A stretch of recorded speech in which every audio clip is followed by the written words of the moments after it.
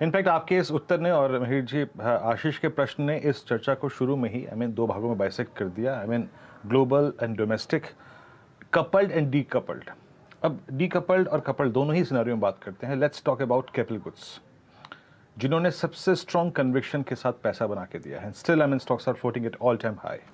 Sir, यहाँ पे committed रहें और फ्रेश बाइंग का स्कोप है या नहीं है?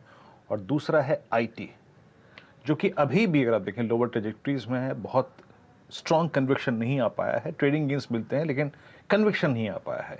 इन दोनों स्पेसेस पे आपका व्यू, जहां पैसा बन चुका है या जहां पे पैसा बनने की गुंजाइश है? सर बिल्कुल, तो कैपिटल गुड्स आपने बहुत अच्छा सेक्टर छेड़ा है।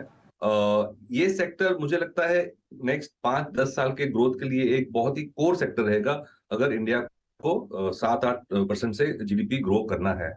क्योंकि जैसे हमने 2 मिनट पहले डिस्कस किया, जो इंडस्ट्रियल प्रोडक्शन है, एक्सपोर्ट से हमारे इतने पिकअप नहीं हो रहे हैं। और अगर हमें आत्मनिर्भर बनना है और ग्रोथ लानी है, तो ये डोमेस्टिक प्रोडक्शन से ही आएगी।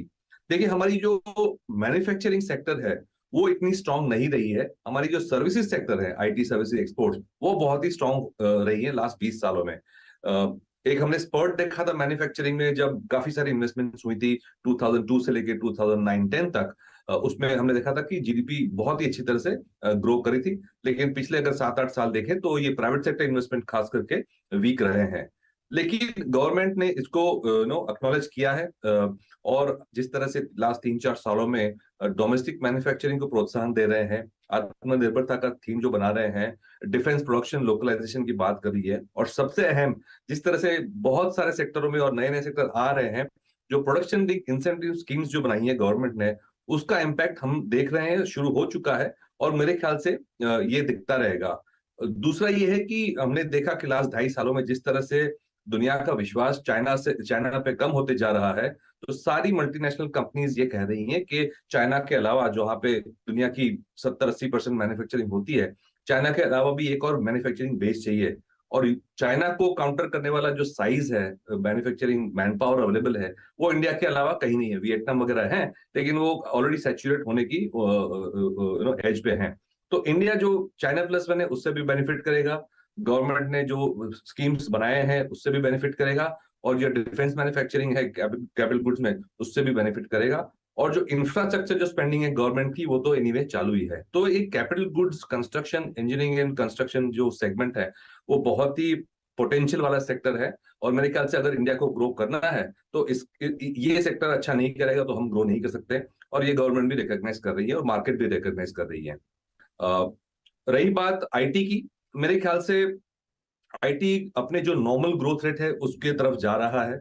2020, 21 और अभी 22 में हमने जो देखा, एक एक्स्ट्राऑर्डिनरी स्पेंडिंग का माहौल था ग्लोबली, क्योंकि जो कोविड की वजह से जिस तरह से ऑनलाइन शॉपिंग बढ़ गई थी, स्ट्रीमिंग सर्विसेज बढ़ गई थी, गेमिंग बढ़ गई थी, वर्क फ्रॉम होम, करोड़ों लोग वर्क फ्रॉम होम दुनिया में शुरू किया था। तो जो वर्क फ्रॉम होम इनेबल करने के लिए इंफ्रास्ट्रक्चर की जो जरूरत थी, उसकी वजह से कंपनियों ने काफी सारी आईटी लिंक स्पेंडिंग करी थी।